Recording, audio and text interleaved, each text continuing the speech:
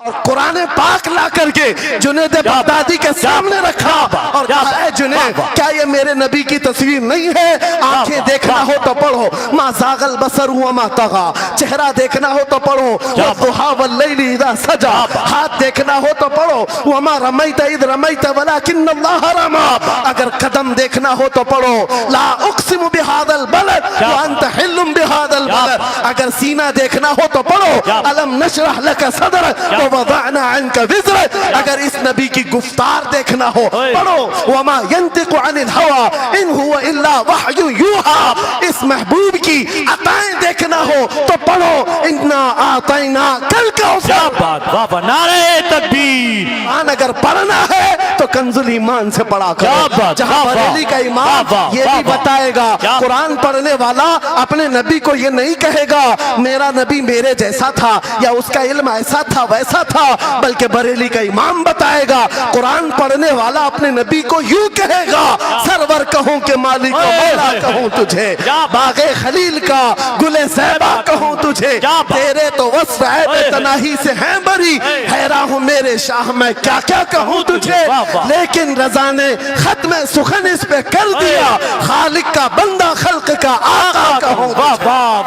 हमारा शिवा है पूरी दुनिया में कि सिर्फ और सिर्फ रसूल पाक की गुलाम कौम ऐसी है जो एक मिनट में पूरा सन्नाटा तारी कर सकती है। किसी ने एक साहब से पूछा था वेल ट्रेंड फौज जो होती है, चाहे वो अमेरिका की हो कि रशिया की हो कि जापान की हो चाइना की हो, उनसे पूछा गया कि अगर 10,000 फौज को सफों में खड़ा करना हो और उनको रेडी करना हो तो आपको कितना टाइम लगेगा? किसी के बारे में कहा कि अमेरिकी फौज के लिए हमें 4 घंटे लग जाएंगे, हम तरतीब दे देंगे। रशियन फौज के लिए 3 घंटे लग जाएंगे, चाइनीज और एक्टिव हैं 2 घंटे में अपनी सफें तरतीब कर लेंगे। उस मुसलमान दानिश्वर ने कहा अल्लाह का करोड़ों एहसान है, 1 लाख से ज्यादा का मजमा होता है हरम काबा में भी और हरम रसूल में भी। इमाम सिर्फ 1 मिनट में कहता है सफे दुरुस्त कर लो, किसी को डंडा मारने की जरूरत नहीं, सबकी सफे खुद दुरुस्त होती है। ये कौम है जो अपनी सफे खुद दुरुस्त करती है। मस्जिदों में जुमा में ईदगाह में जाकर कोई लकड़ी लेकर नहीं फिरता कि अपनी अपनी सफ़ें दुरुस्त कर लो। हर एक को इतना शऊर है कि अपनी सफ़ें कैसे दुरुस्त की जाती है। जब आपको अल्लाह ताला ने ये नेमत अता की है, मस्जिदों में सफ़ें दुरुस्त कर सकते हैं 1 मिनट के अंदर, ईदगाह में 1 मिनट में हमारी सब दुरुस्त हो सकती है। ऐ नौजवानों, दुनिया को ये बताओ सिर्फ मस्जिद और ईदगाह नहीं, दुनिया के हर मैदान में हम अपनी सफ़ें दुरुस्त कर सकते हैं। सुभान अल्लाह। हर मैदान में हमारी सब दुरुस्त हो सकती है। ये अल्लाह की तरफ से दी हुई बहुत बड़ी नेमत है। बस अब मजमा जो खामोश है और मुतवज्जे है, अब मेरी बात को आगे मैं बढ़ाता हूँ, तवज्जो से सुने। कुरानी उलूम के मुताल्लिक आपके सामने चंद बातें रखूंगा, इसलिए कि मुझे कहा गया बड़ा पढ़ा लिखा मजमा है और मुसलमान के लिए पढ़ा लिखा होना बहुत लाजिम है, इसलिए कि जिहालत इस्लाम का अपोजिट है। जिहालत इस्लाम का अपोजिट है। आपको एक बात मैं बताऊं, जब भी कहा जाता है दौरे इस्लाम, यानी हुजूर सल्लल्लाहु अलैहि वसल्लम की आमद के बाद के हालात को दौरे इस्लाम कहते हैं, उससे पहले वाले जमाने को दौरे जिहालत कहते हैं। जबकि इस्लाम का अपोजिट तो कुफ्र होना चाहिए, कुफ्र होना चाहिए। ये दौरे इस्लाम है और इससे पहले दौरे कुफ्र था। नहीं, दौरे इस्लाम से पहले वाले दौर को दौरे जिहालत कहते हैं, इसलिए कि बताना है इस्लाम और जिहालत दो अपोजिट चीजें हैं, दो अपोजिट चीजें हैं। जाहिल हो और मुसलमान हो उसे जेब नहीं देता।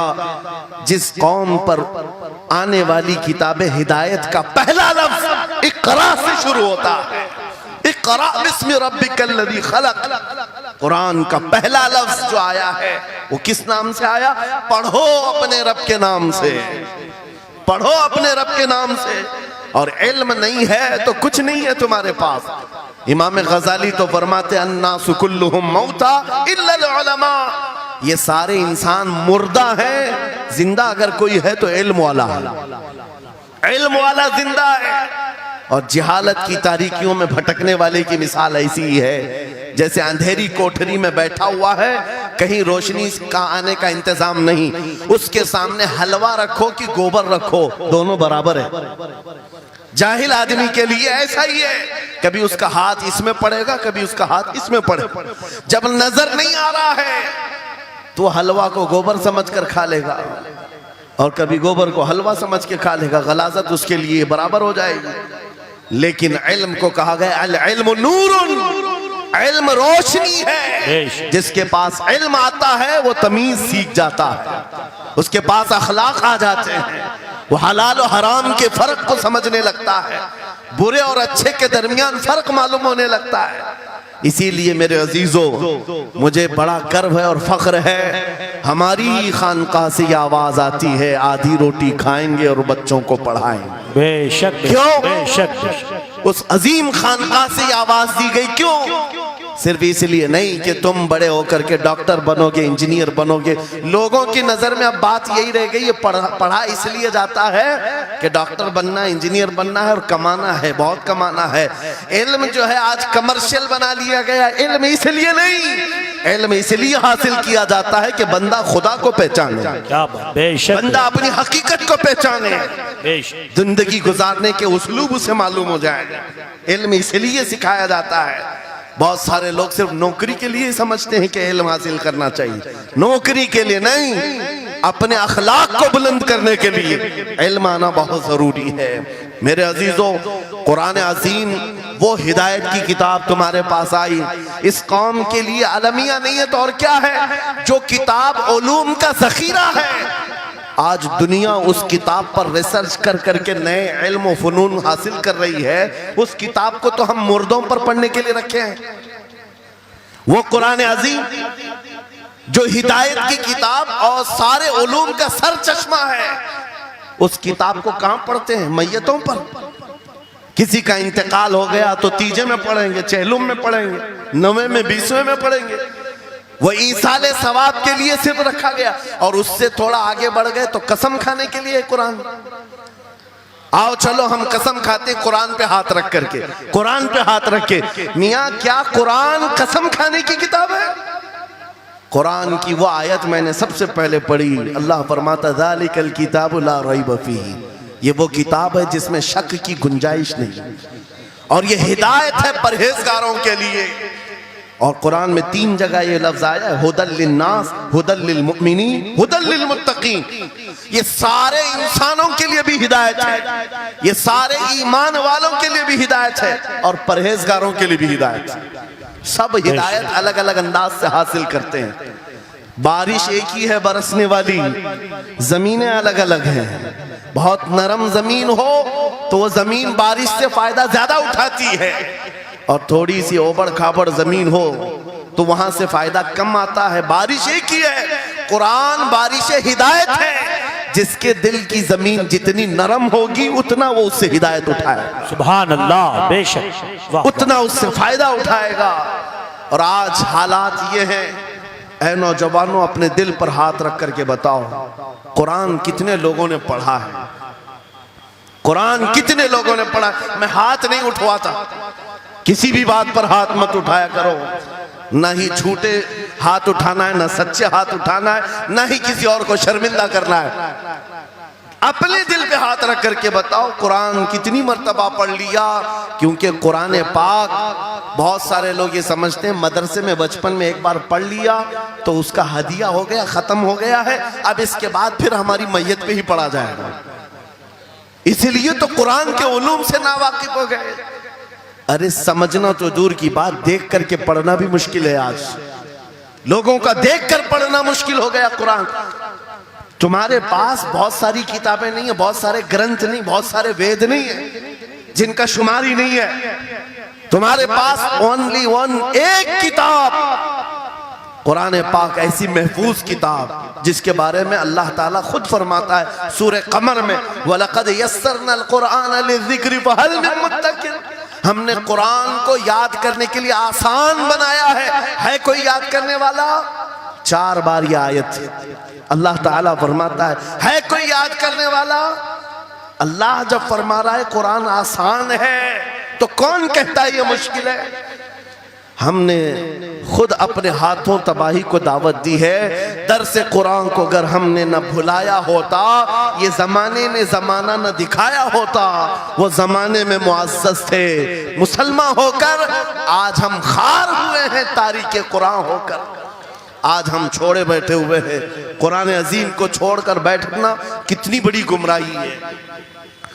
आज हालात ऐसे आ गए कि कुरान को बदलने की बातें होने लग गई। क्यों? तुम उठाते ही नहीं। 26 आयतें निकाल दो, 25 आयतें निकाल दो, इसमें ये बातें उसमें वो बातें हैं। मुसलमान को तो पता भी नहीं है कौन सी आयतों के बारे में ये वावेला मचाया जा रहा है। अरे तुम पढ़ो, तुम्हारे लिए कुरान आया है। ये जितनी भी कॉन्फ्रेंसें हैं, मैं समझता हूं इसके बदले हर जगह सुबह व शाम कुरान पढ़ने और पढ़ाने का इंतजाम हो जाए। इस तरह के हजारों जलसों से वो अफजल है। क्योंकि ये मैं नहीं कह रहा हूं, मेरे आका फरमाते हैं खैरुकुम मन तअल्लमल कुरान व अल्लमा, तुम में से सबसे बेहतरीन आदमी वो है जो कुरान सीखे और दूसरे को सिखाए। बेशक बेशक, सबसे बेहतरीन आदमी वो है कुरान को सीखे और दूसरे को सिखाए। आज नौजवानों के अंदर एक बड़ी तादाद मुझे देखने को मिलती है, उनको छोटी छोटी सूरतें भी नहीं मालूम, कुरान देख करके पढ़ना भी नहीं आता। बचपन में हमारे माँ बाप ने हमको सीने से लगा करके कुरान मदरसा भेजने की आदत डाली थी, और जब स्कूल जाते थे तो बस्ता पीछे लगा के जाते थे। पता होगा, स्कूल जाते हैं तो बस्ता पीछे रख के जाते हैं, और कुरान पढ़ने के लिए जाते हैं तो सीने से लगा के जाते हैं। यह हमेशा से एक रीत रिवाज चला, बुजुर्गों का डाला हुआ कि बेटा कुरान हमेशा आगे होगा। लेकिन शऊर आने के बाद तुमने कुरान को पीछे डाल दिया, पीछे को आगे कर दिया। कोई इल्म ऐसा नहीं जो कुरान में मौजूद नहीं, कोई इल्म ऐसा नहीं। वला रतबिन वला याबिसिन इल्ला फी किताबिन मुबीन, मेरा मौला फरमाता है कोई खुश्की और तरी की बात ऐसी नहीं जो हमने कुरान में ना बयान की। वनज़्ज़लना अलैकल कुरान तिबयानन लिकुल्लि शै, रब फरमाता है हमने कुरान में हर चीज का वाज़ेह बयान उतारा है तुम पर। और सैयदना अब्दुल्लाह इब्न अब्बास मुफस्सिरीन के सरदार, रसूल पाक सल्लल्लाहु तआला अलैहि वसल्लम के चचेरे भाई हजरत अब्दुल्लाह बिन अब्बास कहते हैं लौ ज़अली इक़ालु बईरिन लवजदतुहु फी किताबिल्लाह, कहते हैं अगर मेरे ऊंट की नकील की रस्सी भी गुम हो जाए मैं उसको किताबुल्लाह कुरान में ढूंढ लूंगा। क्या बात, वाह वाह वाह वाह, मैं उसको कुरान में ढूंढ लूंगा। उनके पास उलूम कुरान थे। और आप क्या समझते हैं कुरान में क्या नहीं है? साइंस की वो इजादात को अगर आप लेकर के बैठे, मैंने अपना पूरा बयान रिकॉर्ड किया है 2 साल कबल ही। यहाँ वक्त की किल्लत है, मैं आपके सामने अर्ज करता हूँ 16वीं सदी के बाद या 18वीं सदी के बाद साइंस की तरक्कियात ने अपना पैर जमाना शुरू किया है इस रुए जमीन पर, जबकि मेरे मुस्तफ़ा करीम सल्लल्लाहु तआला अलैहि वसल्लम की जुबान अक़दस से निकले हुए कलमात जो कुरान में मौजूद हैं, उठाओ और मैं बताता हूँ हर चीज का इल्म कुरान में मौजूद है। जब कोई सोनोग्राफी का इंतजाम नहीं था, ना सिटी स्कैन हो सकता था, ना एक्सरे का कोई इल्म किसी के पास था, उस वक्त कुरान कह रहा है एम्ब्रियोलॉजी के बारे में। क्या बात, एम्ब्रियोलॉजी क्या है? बच्चा पैदा होने की जो उसके नशो नुमा की जो मुद्दत होती है, किस तरह पेट में बच्चे की तख्लीक होती है। कुरान में मौला फरमाता है सुम्मा जअलनाहु नुतफतन फी क़रारिन मकीन सुम्मा खलक़नल नुतफता अलक़तन फ़खलक़नल अलक़ता मुदग़तन फ़खलक़नल मुदग़ता इज़ामन फ़कसौनल इज़ाम लहमा सुम्मा अंशअनाहु ख़ल्क़न आख़र फ़तबारकल्लाहु अहसनुल ख़ालिक़ीन। मौला फरमाता है हमने नुतफे से अलक़ा बनाया। नुतफा क्या है? स्पर्म का वो एक कतरा जो मर्द के जरिए से औरत के रहम में जाता है, उसके बच्चे की थैली में जाता है, एक नुतफा, एक बूंद, जिसको नुतफा कहा गया है।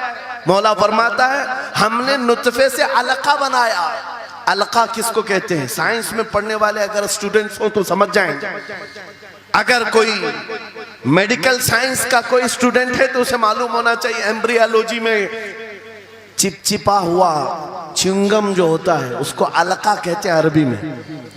और आज साइंस ये कहती है कि पहले बाप के नुत्फे के एक कतरे से एक छोटा सा खून का टुकड़ा बनता है जो चिपचिपा होता है, फिर उसके बाद एक गोश्त का टुकड़ा होता है, फिर उसके बाद उसमें हड्डियां बनती हैं, फिर उसके बाद उस पर चमड़ियां आती हैं, फिर उसके बाद उसकी आंखें, सारी चीजें बन जाती हैं। ये प्रोसेस है 9 महीने माँ के पेट में, और हर एक के वीक्स गिने हुए हैं। फर्स्ट वीक में क्या होता है, सेकेंड वीक में क्या होता है, थर्ड वीक में क्या होता है, एम्ब्रियोलॉजी का पूरा इल्म है। साइंस आज 21वीं सदी में इस एम्ब्रियोलॉजी को तुम्हारे सामने ला रही है। अरबों के उस दौर की बात कर रहा हूं जहां लोगों को घर बनाने का इल्म नहीं था, और कुरान माँ के पेट में पैदा होने वाले बच्चे की तख्लीकात बयान कर रहा है। नारे तकबीर, नारे रिसालत, फैज़ाने कुरान मुक़द्दस,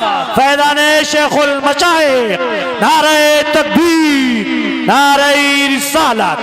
वाह वाह। मशहूर साइंसदान है फ्रैंक प्रेस नाम से, जिसने ये थ्योरी दुनिया को बताई कि अरदियात, जमीन के अंदर जो वसात हो रही है, और उसके बाद उसने कहा था, फ्रैंक प्रेस नाम का अंग्रेज मौर्रिख और अंग्रेज साइंसदान ने कहता है जमीन जो है पानी के ऊपर है, और ऐसे ही पानी के ऊपर कोई चादर बिछा दी जाए तो कभी चादर इधर हो सकती, कभी उधर हो सकती है। इस चादर को मजबूत रखने के लिए इस पर पहाड़ों का होना बहुत जरूरी है। ये 19वीं सदी में फ्रैंक प्रेस कह रहा है, और मेरा मौला कुरान में फरमाता है, अल्लाह ताला फरमाता है, वल जिबाल औतादा, हमने पहाड़ों को मेख बना करके जमीन पर गाड़ा। वाह वाह, बेशक कि जमीन को हिलने नहीं देते पहाड़। अरदियात का इल्म, एस्ट्रोनॉमी के बारे में, एस्ट्रोलॉजी के बारे में कुरान में मौजूद उलूम आप पढ़ो। जूलॉजी के बारे में, जानवरों के उलूम के बारे में कुरान में पढ़ो। रब ताला परिंदों के उन अशकाल के बारे में बयान फरमा रहा है, ये झुंड के झुंड जाते हैं, जमात की जमात होती हैं। चूंटियों के बारे में पूरी सूरह मौजूद है, इनके खाना तकसीम करने का तरीका क्या है, इनके एक दूसरे को पुकारने का तरीका क्या है, इनमें जब एक चूंटी मर जाती है तो उसको दफनाने का तरीका क्या है। ये कौन बयान कर रहा है? ये कुरान बयान कर रहा है, कुरान पाक बयान कर रहा है। जब तरक्कियात इस कदर आगे आ गई कि मशीनों के सहारे से आज जर्रे को देखा जाता है, परखा जाता है, और फिर दुनिया को बताया जाता है ये हमारी तहकीक है, और कुरान उस जमाने में बयान कर रहा है। मेरे अजीजों, एक बात बताता हूँ, 18वें पारे में सूरह नूर में एक आयत आई है, उस आयत के बारे में मैं बताता हूँ बाद में। लेकिन 18वीं सदी में एक साइंसदान जो अमेरिका की सफर पर था, उसने अटलांटिक ओशियन में एक जगह ऐसी देखी जहां पर इतना अंधेरा है कि हाथ निकालो तो भी नजर नहीं आए, सूरज की रोशनी भी नहीं पड़ती। वापस आकर के उसने कहा मैंने एक ऐसी जगह दरियाफ्त की है जहां सूरज की रोशनी ही नहीं पड़ती और अपनी आंखों को कुछ नजर नहीं आता। अगर हाथ निकाल करके देखो, समंदर के बीचों बीच अटलांटिक ओशियन, ये कोई तालाब का नाम नहीं है। ये लंबा सफर तय करके कोई एक जगह को ढूंढ लिया एक साइंसदान, और आकर के दुनिया को बता रहा है मैंने एक ऐसी जगह मालूम की जहां पर खूब अंधेरा होता है, हाथ भी नजर नहीं आता। जब वो आकर के बताता है, एक आलिम रब्बानी ने कुरान की आयत पढ़ी, मौला कुरान में फरमाता है, इज़ा अखरज यदहु लम यकद यराहा व मन लम यजअलिल्लाहु लहू नूरन फमा लहू मिन नूर। कुरान में अल्लाह फरमाता है, ज़ुलुमातुम बअदुहा फौक़ बअद, एक जगह हमने ऐसी बनाई है जहां अंधेरियों पर अंधेरियां हैं, जहां हाथ भी निकालोगे तो हाथ नजर नहीं आएगा। कुरान में 1400 साल पहले ये जब बात आई, उस साइंसदान को बताया गया, ये तो अल्लाह ने कुरान में बयान किया है। अब और ताज्जुब की बात क्या है, सुनो। वो आया साइंटिस्ट, कहा ये किसकी बयान की हुई किताब है? कहा मोहम्मद रसूलुल्लाह की, मक्का में पैदा हुए, मदीने में जिंदगी गुजारी, आखिर दिन की।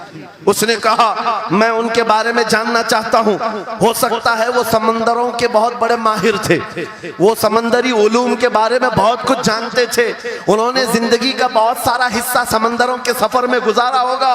उस जमाने में उनको अटलांटिक ओशियन में मौजूद ये अंधेरा कैसे पता चला?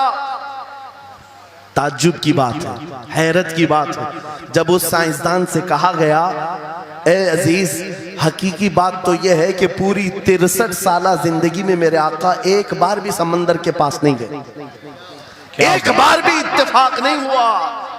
तब वो कहता है जो बंदा कभी समंदर के सफर पर गया ही नहीं और वो अटलांटिक ओशियन में मौजूद अंधेरियों की बात करता है तो फिर ये अपने पेट से नहीं, ये अल्लाह की बात कर रहा है। क्या बात, बेशक ये बेशक खालिक समंदर की बात कर रहा है, बेशक। जिसने वो अंधेरियां पैदा की। मेरे अजीजों, आपसे मेरा खिताब इसलिए है कि जो ज़ख़ीरे अल्लाह ताला ने हमारी किताब मुक़द्दस में रखे हैं, इसको हल करते करते लोगों के बाल सफेद हो गए और तुम तो अखलाक सीखने के लिए ऐसे लोगों के पास जाते हो जिनको पेशाब करने का तरीका नहीं मालूम। क्या बात, बेशक। कुरान के उलूम क्या कम है तुम्हारे पास।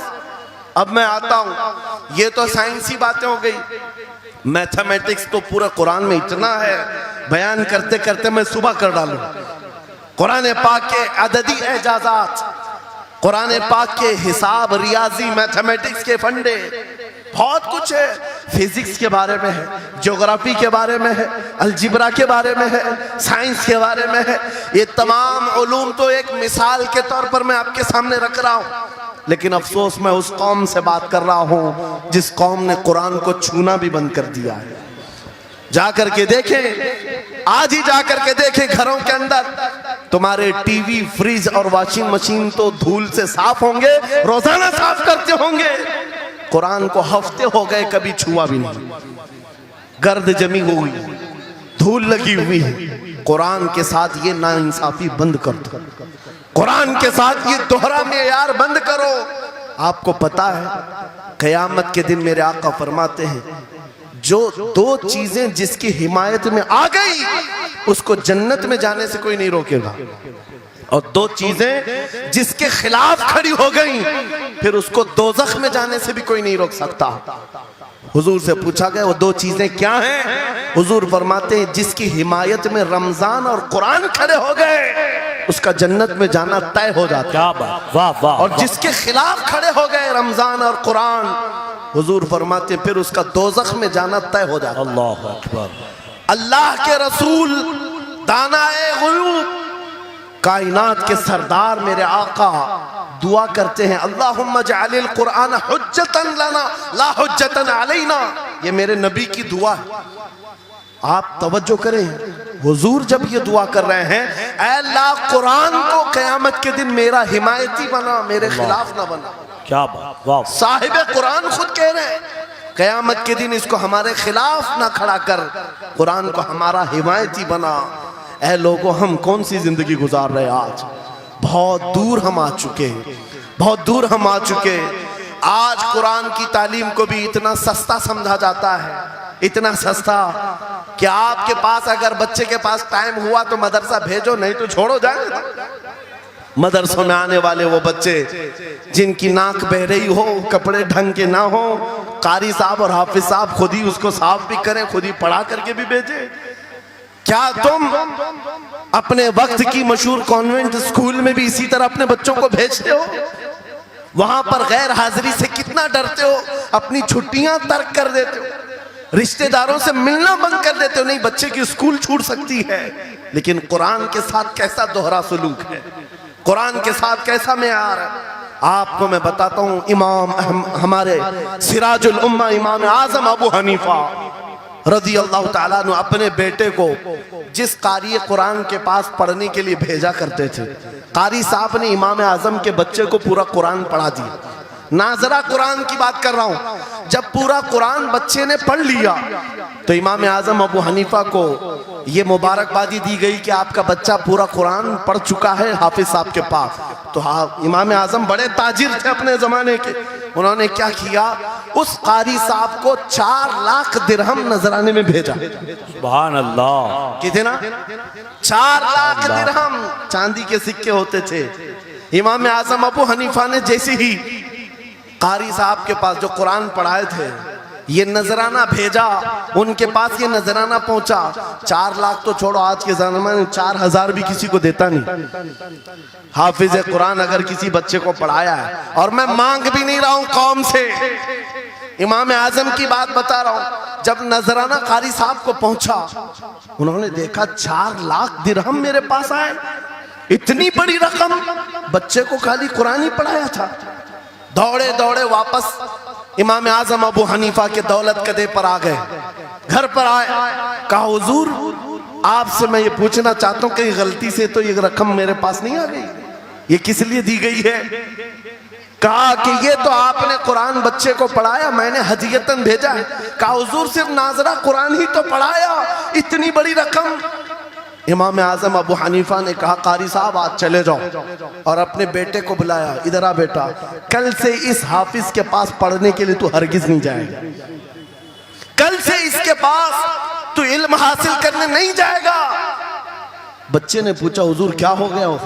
कहा जो बंदा मेरे 4 लाख दिरहम को कुरान से बड़ा समझता है, मैं उसके पास अपने बेटे को नहीं पढ़ा सकता। वाह वाह वाह, मैंने तो कुरान का एक हर्फ की कीमत नहीं अदा की, उसने कुरान के ऊपर मेरी रकम को समझ लिया।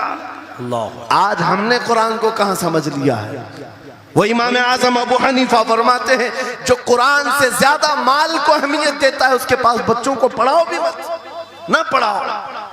अजीजा ने गिरामी वक़ार, हमारा ये दोहरा सलूक, हमारा ये दोहरा मेयार कुरान के साथ जो हमारी नाइंसाफी है, हमें अखलाकी पस्ती में लाकर खड़ा कर चुकी है, अखलाकी पस्ती में लाकर खड़ा कर चुकी है।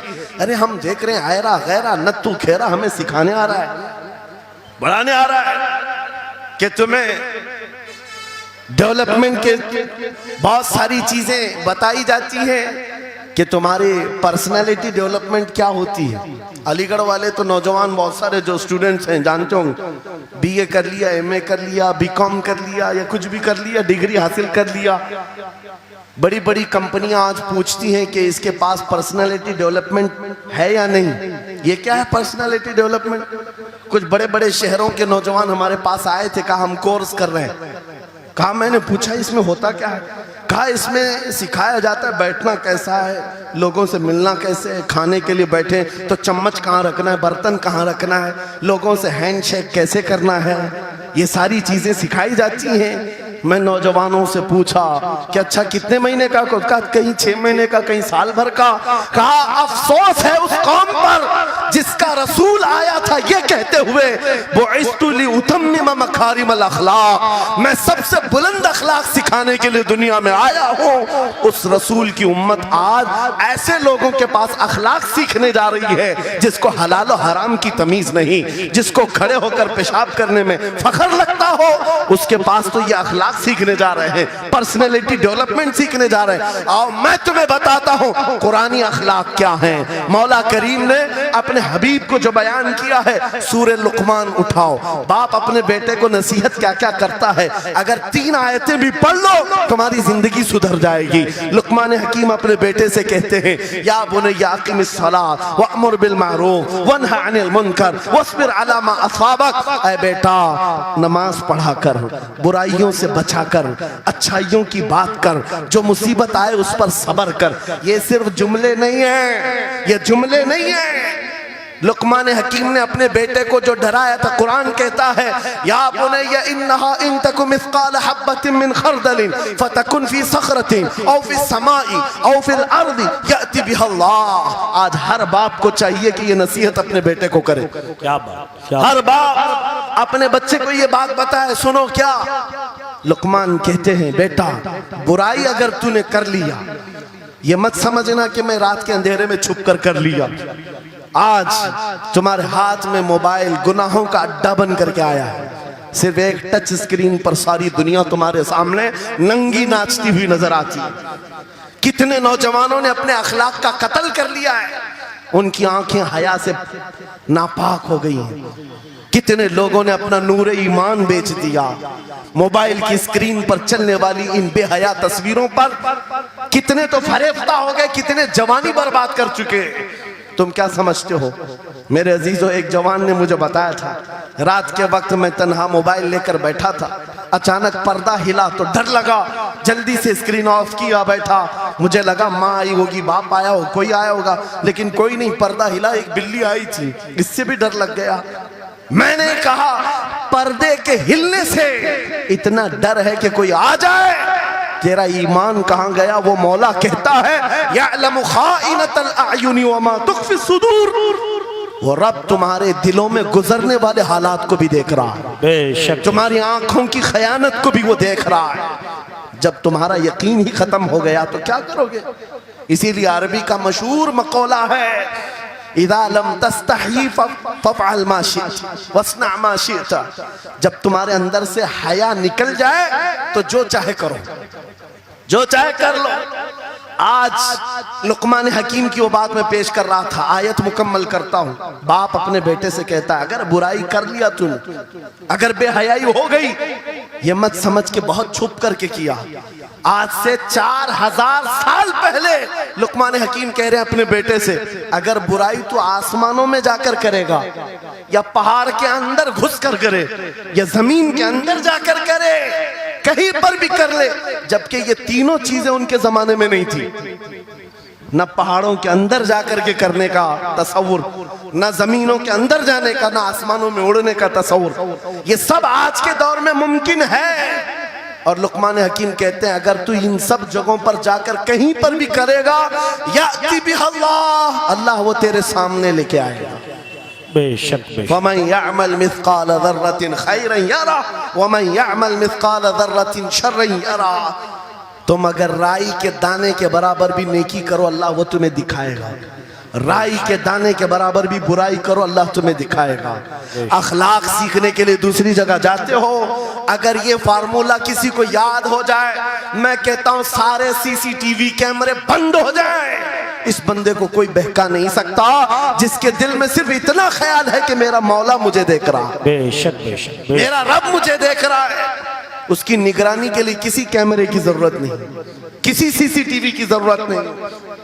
अजीजा ने गिरामी वक़ार, बच्चों के दिलों में अखलाक बाद में आएंगे, अल्लाह का खौफ उनके दिल में डालो। अल्लाह देख रहा है, एक दिन तुम्हें हाजिर होना है, सब लाया जाएगा, सब लाया जाएगा। जो कुछ किया था, जो कुछ कहा था, सब लाया जाएगा। लुकमान हकीम ने अपने बेटे को अखलाक सिखाया। क्या सिखाया? वक़्सिद फी मशीका वग़दुद मिन सौतिका इन अनकरल अस्वाति लसौतुल हमीर। चलना हो तो मियाना अंदाज में चलो, ऐसे नहीं कि अकड़ कर चलना है या झुक कर चलना है। एतदाल के साथ चलो और आवाज को नरम रखा करो। बेशक कुरान कहता है सबसे बुरी आवाज गधे की आवाज है। लोग आज चिल्लाते हैं एक दूसरे को, ठट्टे मारते रहते हैं। ये महफिलों के आदाब भी नहीं, ना ही तुम्हारे अखलाक हैं। इसीलिए शेख सादी ने फरमाया है, तामर्द सुखन न गुफ्ता बाशत ऐबो हुनरश न हुफ्ता बाशत। जब तक आदमी बात नहीं करता, उसकी अच्छाइयां भी मालूम नहीं होती, उसकी बुराइयां भी नहीं मालूम होती। बेशक जब बात करता है तो पता चल जाता है इसके अखलाक कैसे, बात करता है तो समझ में आ जाता है कौन सी कैटेगरी का है। इसलिए अपनी जुबान को ऐसी रखो कि दुनिया तुम्हें आला नस्ल का समझ सके। बात करो तो तमीज के साथ, चीख पुकार करना, एक दूसरे को भूखा इस तरह से बात करना नौजवानों में आज आम हो गया। कुरान कहता है अपनी आवाजों को पस्त करो। एक और बात रब फरमाता, वला तुसइर खद्दक लिन्नास, लोगों को से मुंह मोड़ करके बात मत करना। सामने तुम्हारे कोई खड़ा है और तुम इधर घूम करके बात कर रहे हो, ये आज फैशन हो गया है। पीछे पलट करके बात करना, इधर देख करके उसको बात करना, लोग ये समझते हैं फैशन है। मेरा मौला फरमा रहा है ये अखलाक से गिरी हुई हालत है। जब बात करो तो आमने सामने, लोगों से मुंह टेढ़ा करके बात ना करना। ये अखलाक कौन सिखा रहा है? ये कुरान अजीम है। तुम पर्सनालिटी डेवलपमेंट सीखने की बात कर रहे हो, तालीमात इस्लाम को छोड़कर क्या पर्सनालिटी डेवलपमेंट हासिल कर पाओ? तुम्हारे पास सब कुछ है लेकिन सीखना नहीं चाहते।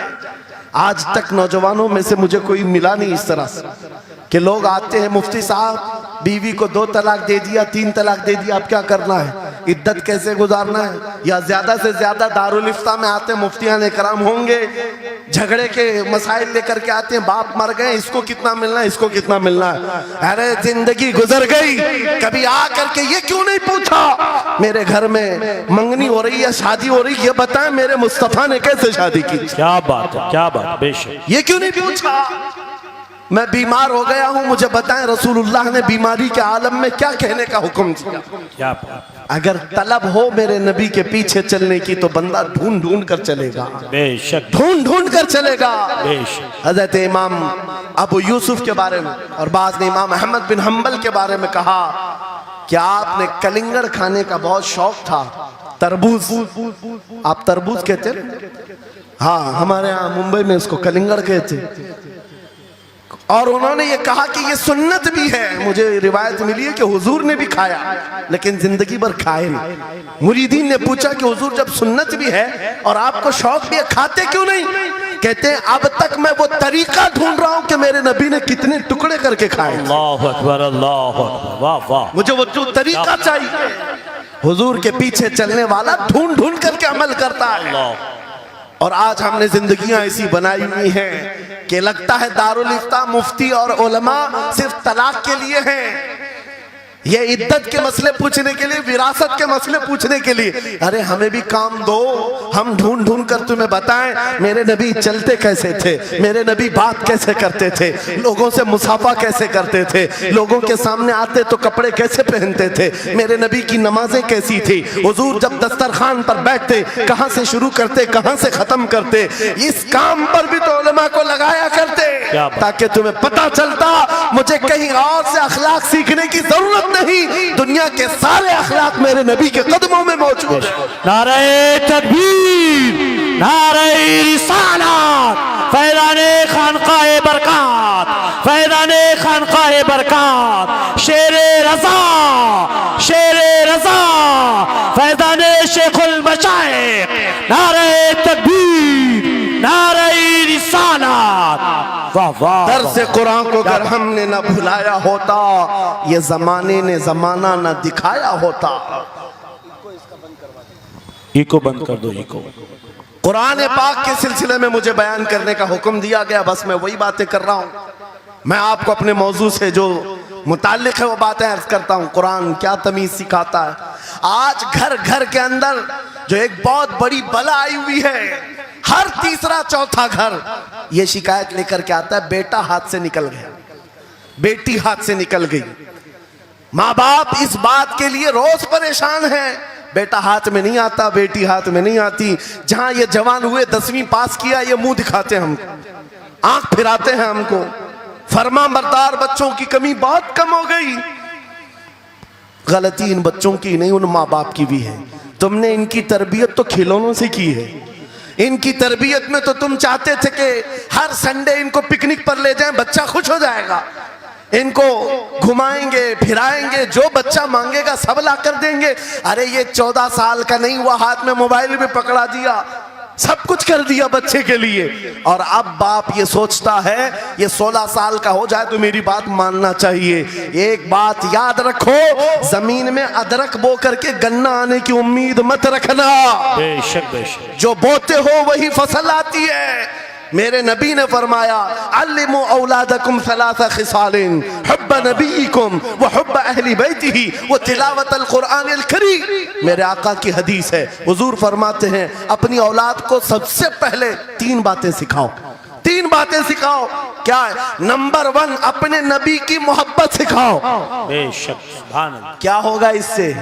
तुम जिस बात के लिए आज परेशान हो ना, 16 साल के बाद मेरा बच्चा मेरा फरमाबरदार बने, याद रखो तुम अगर इस बच्चे को नबी की मोहब्बत डालो, 16 साल नहीं तुम्हारा बेटा 60 साल का होगा, तब भी सर झुकाकर तुम्हारे साथ खड़ा रहे। क्या बात, बेशक बेशक। तुम उसके दिल में अल्लाह रसूल की मोहब्बत डालो, अल्लाह तुम्हारी मोहब्बत उसके दिल में डाले। बेशक बेशक। ये रिटर्न दिया जाता है। नंबर 1 अपने नबी की मोहब्बत, नंबर 2 रसूल पाक के अहले बैत की मोहब्बत। मेरे आका फरमाते हैं बच्चों को सिखाओ। तीसरी चीज कुरान की तिलावत।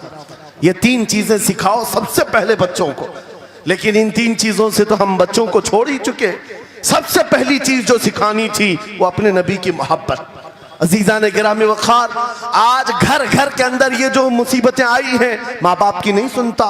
माँ बाप अगर जवान लोग अभी शादी कर रहे हैं तो अभी से तय कर लो, बच्चा होगा, ये ख्वाब नहीं देखेंगे पहले इसको क्या बनाना है। तुम अगर अल्लाह उसके रसूल की मोहब्बत डालने की ख्वाब लेकर उस बच्चे की तरबियत करो, इंशाअल्लाह वो डॉक्टर भी बनेगा, इंजीनियर भी बनेगा, प्रोफेसर भी बनेगा, लेकिन साथ में आशिक रसूल भी बने। सुभान अल्लाह, सुभान। और जहां ये दौलत लेकर के खड़ा होगा, इश्क़े रसूल की दौलत लेकर खड़ा होगा, और प्रोफेसर भी हो जाए, डॉक्टर भी हो जाए, कुछ भी हो जाए। देखो मशाइख मारहरा जिनके वालिदैन ने उनकी तरबियत की, उनको दुनियावी उलूम का माहिर तो बनाया है, लेकिन आज तक आपने देखा कॉलेज में पढ़ाने वाला प्रोफेसर लाखों मुरीदीन की दस्तगीरी भी कर रहा हो और उनकी शरीयत और तरीकत को बयान भी कर रहा हो। बेशक। नारे तकबीर, नारे रिसालत, फैज़ाने हसनुल उलमा, फैज़ाने हसनुल उलमा, नारे तकबीर के लिए, वाह वाह वाह, तालीमात इस्लाम के लिए ये घराना आइडियल है। मैं मुबालगा आराई नहीं कर रहा हूं, मुबालगा आराई नहीं कर रहा हूं। जहां पर एक बेटे को बाप ने वक्त का एक बड़ा प्रोफेसर बनाया तुम्हारे इसी शहर का, दूसरा बेटा अगर इनकम टैक्स का चीफ बन चुका हो, क्या बात, तीसरा अगर पुलिस की डिपार्टमेंट में डीआईजी या बड़े ओहदे पर पहुंचा हो, लेकिन हमने हर एक को देखा, चाहे ये दुनिया के किसी मकाम पर जाएं, जब ये अपने असलाफ की बारगाह में आते हैं तो सर झुकाए हुए शरीयत के तरीकत के संगम नजर आते। क्या बात, बेशक बेशक। इसलिए कि इनकी तरबियत सिर्फ और सिर्फ ट्यूशन के बहाने नहीं छोड़ दी गई थी, क्या कहने, लोगों की गोद में डालकर। जैसे आज लोगों को लगता है बच्चे को पढ़ाने के लिए महंगी स्कूल दे दो, अच्छी से अच्छी स्कूल, और बच्चा आए तो शाम में ट्यूशन के लिए किसी टीचर या प्रोफेसर को दे दो। बच्चा तुम्हारी गोद में आया ही नहीं। संडे संडे तो बाप से बच्चे की मुलाकात होती है, और वो भी पिकनिक के नाम पे होती है। क्या कहने, ये हालात जब बच्चों के साथ तरबियत के होंगे तो ये बच्चे जिनसे तरबियत हासिल किए हैं उनके नक्शे कदम पर चलेंगे। लेकिन तुम अगर शरीयत का ट्रांसफर चाहते हो, स्कूल भी पढ़ाओ, ट्यूशन भी पढ़ाओ, लेकिन इश्क़े रसूल की दौलत अपने सीने से इनके सीने में डालो। बिल्कुल, बेशक बेशक। अजीज़ा ने गिरामी, मेरा मौला फरमाता है, वक़ज़ा रब्बुका अल्ला तअबुदू इल्ला इय्याहु व बिल वालिदैनि इहसाना। माँ बाप के साथ भलाई का हुक्म मेरा मौला फरमाता है। रब ने तुम्हारे फैसला किया है अल्लाह के सिवा किसी की इबादत ना करो, वालिदैन के साथ अच्छा सलूक करो। और कैसा सलूक? वला तकुल लहुमा उफ़्फ़िन वला तनहरहुमा, उनको उफ तक ना कहो, उनको झिड़क कर बात ना करो। नौजवानों याद रखो, जिस दिन तुमने अपनी माँ या अपने बाप को उल्टा जवाब देना शुरू किया, उस दिन से तुम पर रिज्क के दरवाजे बंद हो जाते हैं, बरकत के दरवाजे बंद हो जाते हैं। और ये तो बड़ी बात है, हजरत मौलाना रोम फरमाते हैं, माँ या बाप बच्चे को बात करने में जिस दिन डरने लग जाए, पता नहीं मेरा बेटा क्या समझेगा बोलूं, जिस दिन वो तुमसे बात करने में डरने लग जाए, समझ लो दुनिया का सबसे बुरा दिन तुम्हारा शुरू हो चुका है। अल्लाहु अकबर। शुरू हो चुका है। होना तो ये चाहिए कि तुम्हारी जवानी नहीं, तुम्हारी उम्र बीतने को आ गई, अगर माँ बाप को अल्लाह ने सलामत रखा, चाहे वो बूढ़े बिस्तर मर्ज पर हो, उस वक्त भी अदब के बाजू फैलाए हुए हो, अदब के बाजू। आपको पता है सहाबा इकराम बैठे, मेरे आका सल्लल्लाहु अलैहि वसल्लम, एक खातून आई, रसूल खड़े हो गए, अपनी चादर बिछाया, उस खातून को बिठाया। सहाबा कहते हैं हमने एक खातून को, आई हुई खातून को इतना अदब करते हुए रसूलुल्लाह को पहली बार देख रहे थे। वो खातून आई, बैठी, मुस्कुराई, बातें की और चली गई। सहाबा ने पूछा या रसूल अल्लाह, इस खातून का अदब क्या है? मेरे आका फरमाते हैं ये मेरी दाई, मेरी दूध पिलाने वाली माँ हलीमा सादिया। क्या बात, वाह वाह। पैदा हुए नहीं, दूध पिलाई हुई माँ का यह अदब मेरे नबी ने सिखाया। ये अखलाक कुरान के हैं मेरे अजीजों, कुरान के हैं। याद रखो नौजवानों, इन बूढ़े माँ बाप को आज जितने लोगों ने तरसाया है और उन्हें घुट घुट कर जीने पर मजबूर किया है, वह आज की रात तौबा करके जाएं, तौबा करके जाएं, मुसाफा करें, उनके हाथ चूमें। ये तुमसे क्या तमन्ना रखते हैं? बस इतनी कि तुम अपने पैरों पे खड़े हो जाओ, ढंग का कमाना सीख जाओ। नौजवान को इनका डांटना बुरा लगने लगता है, माँ बार बार चिल्लाती है, बाप बार बार डांटता है, घर छोड़कर भाग गया। फिर उसके बाद याद रखो अल्लाह ताला ऐसे जूतों पर तुम्हें डाल देता है जो तुम्हारी हैसियत के भी नहीं होते, कमतर लोग तुम्हें हाँकते रहते हैं। इससे बेहतर है हमें पैदा की हुई माँ, हमें दूध पिलाई हुई माँ अगर डांटती है, कोसती है, मारती है, ये नेमत है। बेशक। एक नौजवान के बारे में मैं अक्सर कहा करता, हमारे साउथ का था, बड़ा बिगड़ा हुआ, माँ मेरे पास आई थी, कह रही थी इसको समझा ले, मैं बेवा हूं, इसका बाप बचपन में मर गया, ये बच्चा 2 साल का था, मेरा शोहर मर गया, मैं घरों की पतेलियां मांझ मांझ करके इस बच्चे को बड़ा की हूं, लेकिन आज ये औबाश बन गया है। बदमाशों की दोस्ती। मैंने उस नौजवान को बुलाया था, अपने करीब किया, समझाया, अल्लाह ने उसको समझ दे दी। वो लड़का थोड़ा बहुत सीधे रास्ते पर आया और बेंगलुरु गया था कमाने के लिए। मैंने कहा नौकरी कर, तेरी माँ कुछ नहीं चाहती, वो जिंदगी तो गुजार चुकी, अपने हाथों से कमाई है, बस ये चाहती है कि तेरी कमाई का एक लुकमा खा ले। ऐ नौजवान, क्या अपनी माँ को इतना भी सुख नहीं देना चाहता? गया था कमाने के लिए। मेरे अजीजों, आज भी वो मौजूद है, आज भी है। वो कमाया, महीना भर गुजरा था या 2 महीने, अपनी तनख्वाह लेकर के वतन वापस आया। अपने घर के पास जिस दिन वो पहुंचा था, घर के बाहर बहुत भीड़ जमी थी। लोगों से पूछा उसने तो पता चला उसकी माँ आज ही सुबह इंतकाल की। अल्लाहु अकबर। वो पैसों की गड्डी ला करके जो कमाया था 1 महीने 2 महीने की तनख्वाह, माँ के कदमों में रख दिया। बहुत रोया। ये बात मैं तकरीरों में इसलिए कहता हूँ, उसने कई बार कहा मुफ्ती साहब नौजवानों को सिर्फ इतनी बात कहें, मैं इस अजाब में रोज मरता हूँ, मेरी माँ जिंदगी भर लोगों के जूठे मांझ करके मुझे खिलाती रही और मैं एक लुकमा मेरी माँ को खिला ना सका। जिस दिन मैं लाया था पैसे, ये तो दुनिया से चल पड़ी।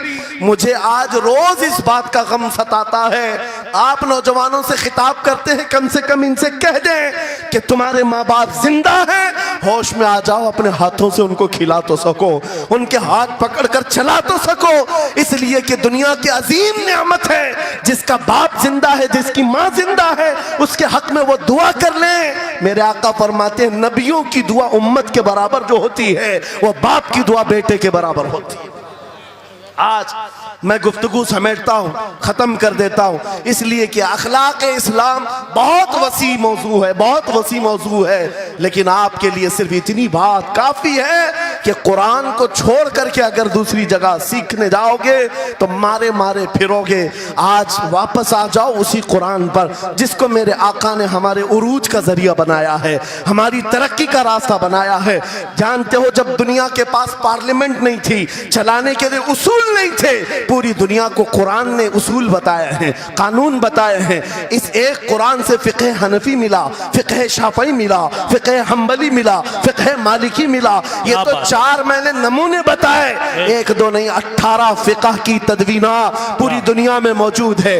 इस कुरान पर लिखी जाने वाली तफसीरों की तादाद पूरी दुनिया की किताबों से सबसे ज्यादा है। 700 तफसीरों के नाम मेरे पास मौजूद हैं। हर तरह से अलग अलग तफसीर की गई है, दुनिया की मुख्तलिफ जुबानों में इसके तर्जुमे किए गए। वो एक कुरान ऐसा है जो आज भी बबांगे दोहल पूरी दुनिया को चैलेंज कर रहा है। अगर तुम अल्लाह की बात को झूठा मानते हो, कुरान की तरह एक आयत ला करके बता दो, एक सूरत ला करके बना दो।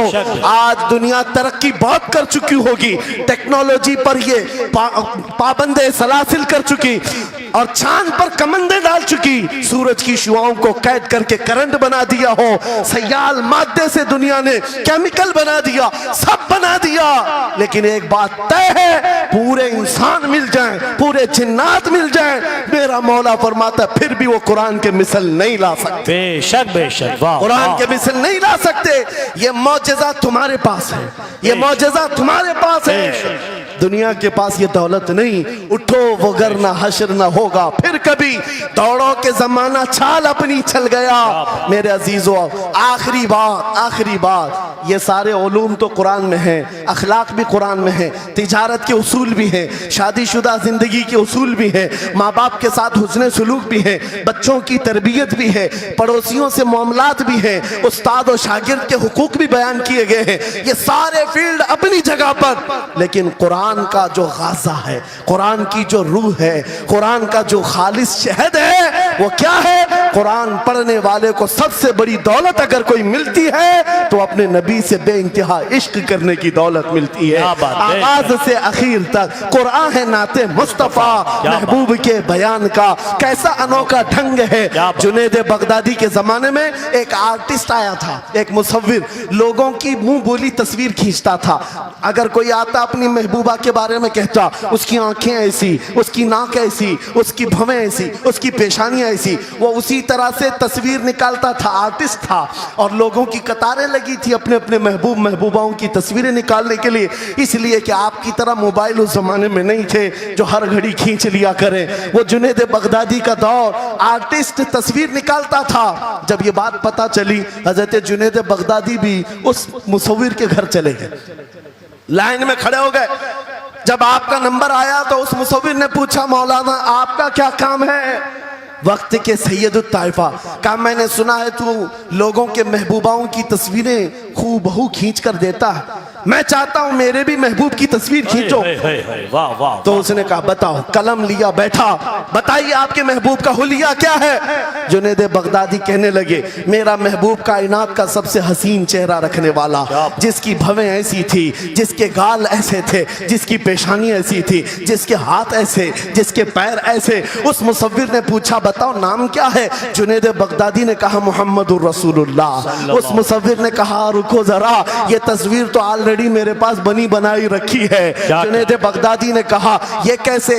लोगों की ऑर्डर पर तू तस्वीर बनाता है, मेरे महबूब की तस्वीर पहले से कैसे रखी है? उस मुसव्विर ने कहा बात दरअसल ये है, आप जिससे मोहब्बत करते मैं भी उससे मोहब्बत करता हूँ, हम दोनों का महबूब एक है, इसलिए तस्वीर पहले से बनी रखी है। जुनैद बगदादी ने कहा अच्छा लाओ तो जरा हमारे महबूब की तस्वीर देख तो ले। वो मुसव्विर अंदर गया और कुरान पाक ला करके जुनैद बगदादी के सामने रखा और कहा जुनैद क्या ये मेरे नबी की तस्वीर नहीं है? आंखें देखना हो तो पढ़ो, मा ज़ागल बसर हुआ मा तगा, चेहरा देखना हो तो पढ़ो, वद्दुहा वल्लैलि इज़ा सजा, हाथ देखना हो तो पढ़ो, वमा रमैत इज़ रमैत वलाकिन्नल्लाह रमा, अगर कदम देखना हो तो पढ़ो, ला उक़सिमु बिहादल बलद व अंत हिल्लुम बिहादल बलद, अगर सीना देखना हो तो पढ़ो, अलम नशरह लका सदरक व वदअना अन्का विज़रक, अगर इस नबी की गुफ्तार देखना हो पढ़ो, वमा यंतिकु अनिल हवा इन हुवा इल्ला वहयु यूहा,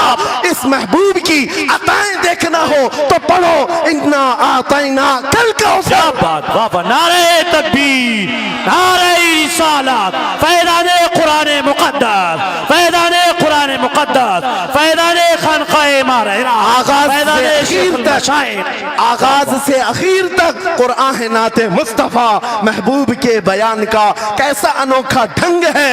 ये तालीमात इस्लाम कॉन्फ्रेंस है, कुरान की तालीमात से ये बात मुझे कहना जरूरी था। कुरान सिर्फ अखलाक की तालीम नहीं, सिर्फ मुआशियात की तालीम नहीं, बल्कि कुरान इश्क रसूल की तालीम देता है और हुब्बे रसूल सिखाता है। इसलिए हम उसी हुब्बे रसूल के साथ इस जलसे का इख्तिताम करते हैं। उस कुरान की तालीम ऐरे गैरे से भी नहीं हासिल करना, बुझे हुए दिल से भी नहीं लेना, अंधे लोगों से भी मत पढ़ना जो कुरान तो पढ़ा देंगे कुल हु अल्लाहु अहद, लेकिन बाद में ये नहीं बताएंगे किस पर उतरा था। कुरान अगर पढ़ना है तो कंजुल ईमान से पढ़ा करो, जहां बरेली का इमाम ये भी बताएगा कुरान पढ़ने वाला अपने नबी को ये नहीं कहेगा मेरा नबी मेरे जैसा था या उसका इल्म ऐसा था वैसा था, बल्कि बरेली का इमाम बताएगा कुरान पढ़ने वाला अपने नबी को यूं कहेगा सरवर कहूं के मालिक को मौला कहूं तुझे, बागे खलील का गुले ज़ैबा कहूं तुझे, तेरे तो वस्फ है तनाही से हैं बरी, हैरान हूं मेरे शाह मैं क्या क्या कहूं तुझे। लेकिन रज़ा ने खत्म सुखन इस पे कर दिया, खालिक का बंदा खल्क का आका कहूं।